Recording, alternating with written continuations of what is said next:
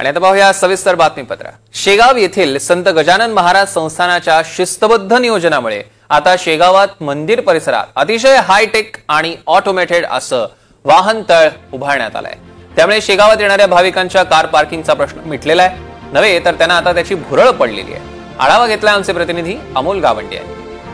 विदर्भाची पंढरी म्हणून प्रसिद्ध असलेल्या श्री संत गजानन महाराजांच्या पार्किंग व्यवस्थेची सर्वत्र देशामध्ये चर्चा आहे। आपण माझ्या पाठीमागे पाहू शकतो कशा प्रकारे ही शिस्तबद्ध हे जे वाहने आहे इथे चारचाकी वाहने लावण्यात आलेली आहे।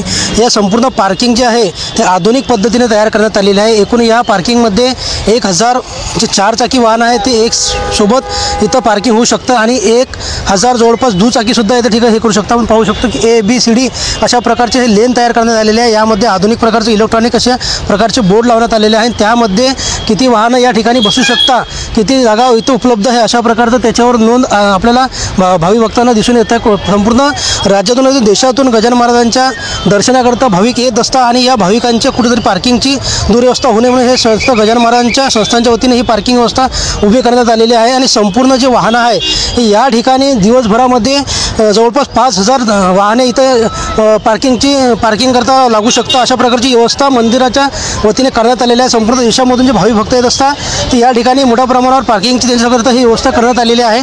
आपण पाहू शकतो की कशा प्रकारे शिस्तबद्ध इथं वाहने आतमध्ये प्रवेश करतात आणि त्यानंतरच ते जे इलेक्ट्रिक बोर्ड आहे त्या बोर्डावर किती वाहने इथे लागू शकतात याची अशी नोंद आपल्याला आधुनिक पद्धतीने दिसून येत आहे।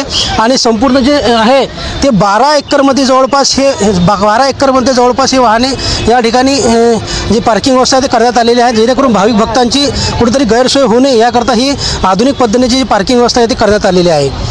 अमोल गावंडे, NDTV मराठी, बुलढाणा। आणि आज सगळ्या महत्त्वाच्या बातम्यांसोबतच या बातमीपत्रात वेळ झाली इथेच थांबण्याची। नमस्कार।